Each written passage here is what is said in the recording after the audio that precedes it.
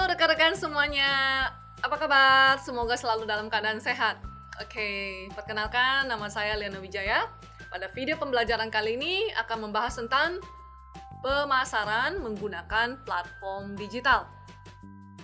Setidaknya ada dua faktor penting yang perlu dipertimbangkan oleh para pelaku bisnis sebelum memutuskan platform pemasaran digital mana yang digunakan. Yang pertama, mengenali target audiens yang dituju. Dan yang kedua, menetapkan tujuan pemasaran digital yang hendak dicapai dari penggunaan platform tersebut. Pemasaran media sosial memiliki banyak aplikasi di sepanjang siklus hidup pelanggan. Tetapi ini yang paling efektif ketika digunakan untuk mengembangkan hubungan dan mendorong advokasi untuk menciptakan kesadaran merek. Advokasi ini tidak terbatas pada pelanggan, tetapi juga melibatkan influencer, mitra, dan juga karyawan perusahaan.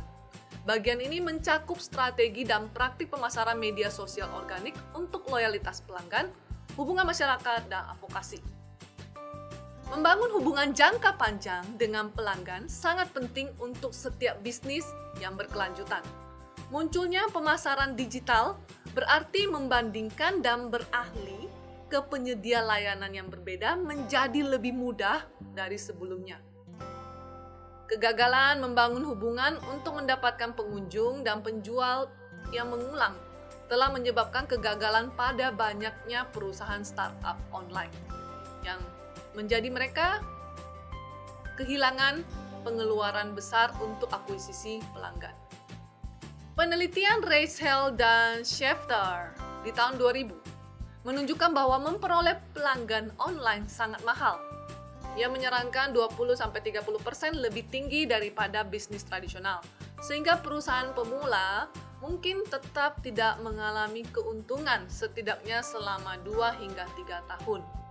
Pemasaran media sosial didasarkan pada bagaimana perusahaan dapat menggunakan interaksi konsumen ke konsumen, customer to customer, untuk meningkatkan kesadaran merek melalui penguatan media sosial dan meminimalkan penyebutan atau word of mouth yang negatif.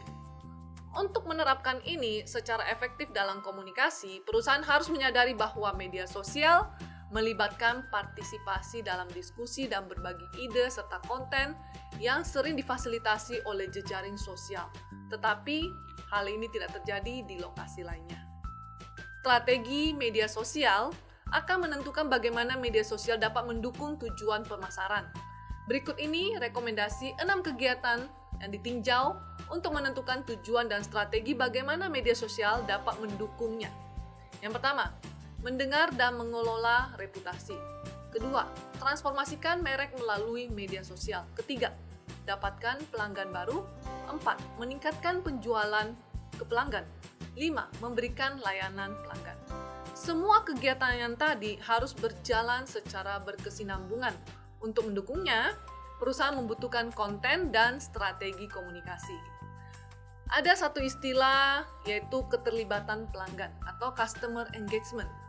Adalah interaksi berulang melalui siklus hidup pelanggan yang didorong oleh komunikasi online dan offline yang bertujuan untuk memperkuat investasi emosional, psikologis, dan fisik secara jangka panjang yang dimiliki pelanggan dengan suatu merek.